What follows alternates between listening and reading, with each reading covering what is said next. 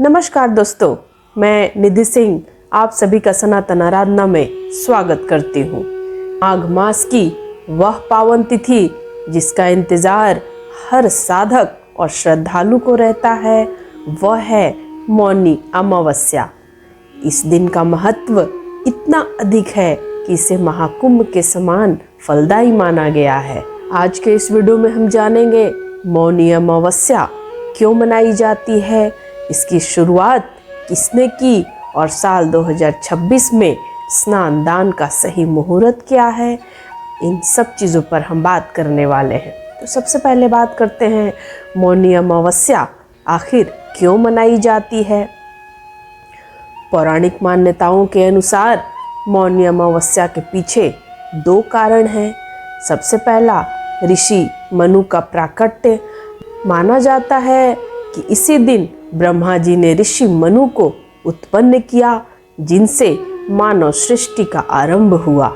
इसलिए इसे मनु के नाम पर रखा गया, इसलिए इसे मौनी अमावस्या कहा जाता है। अब इस दिन जो है अमृत की बूंदें बरसती हैं।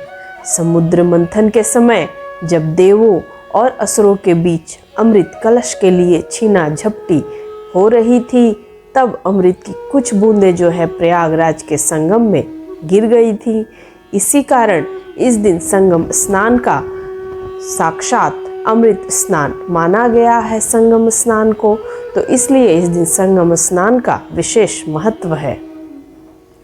अब सबसे पहले मौनी अमावस्या का जो पर्व है यह किसने मनाया था, तो धार्मिक ग्रंथों के अनुसार सबसे पहले ऋषि मनु ने ही मौन रहकर कठोर तपस्या की थी और आत्मज्ञान प्राप्त किया था। उन्होंने सिखाया कि मौन रहकर हम अपनी मानसिक शक्तियों को जागृत कैसे कर सकते हैं। इसके अलावा सतयुग में भी ऋषियों ने माघ मास की इस तिथि को आत्म मंथन के लिए सर्वश्रेष्ठ बताया था। तभी से यह परंपरा चली आ रही है। अब तिथि का भ्रम इस बार हो रहा है, किस दिन मनाएं, रविवार को या सोमवार को मौनी अमावस्या मनाना है, इस पर चर्चा है। तो साल 2026 में मौनी अमावस्या की तिथि को लेकर जो उलझन है, आइए अब इसे दूर करते हैं। तो अमावस्या तिथि की जो शुरुआत है वह 18 जनवरी 2026 को यानी कि रात को 12:03 से शुरू हो रहा है। तो इसलिए अमावस्या तिथि का जो समापन है वह 19 जनवरी को होगा 1:21 पर। तो इसलिए उदया तिथि को हम लोग मानते हैं। उदया तिथि की बहुत मान्यता है। शास्त्रों के अनुसार स्नान और दान के लिए उदया तिथि उदय के समय वाली जो तिथि होती है वही मान्य होती है। तो इसलिए चूँकि 18 जनवरी को सूर्योदय के समय अमावस्या मौजूद रहेगा, इसलिए 18 जनवरी रविवार को ही मौनी अमावस्या का महापर्व मनाया जाएगा। इसी दिन आप दान पुण्य स्नान सब कर सकते हैं। अब दान में क्या क्या करना है इस दिन, अब इस पर बात करेंगे। मौनी अमावस्या पर किया गया जो दान है वह अक्षय फल देता है। इस दिन इन वस्तुओं का दान करना आपके लिए बहुत ही फलदायी सिद्ध होगा। सबसे पहला काला तिल और गुड़ का दान करें। पितरों की प्रसन्नता और शनि दोष की शांति के लिए काला तिल और गुड़ का दान करना आपके लिए बहुत ही महत्वपूर्ण है। अब दूसरा क्या है, ऊनी वस्त्र। ऊनी वस्त्र आप काली उड़द का दाल या खिचड़ी का भी आप दान कर सकते हैं। अन्न का दान करना भी बहुत ही श्रेष्ठकर है, बहुत फलदायी है। अब जो चौथा दान है वह है आंवला। जो है भगवान विष्णु की कृपा के लिए इस दिन आंवले का दान जो है वो बहुत ही शुभ होता है। तो इसलिए आप लोग इस दिन आंवले का भी दान करें। अब छठा जो है वो खड़ाऊ, जूते, चप्पल ये भी आप दान कर सकते हैं।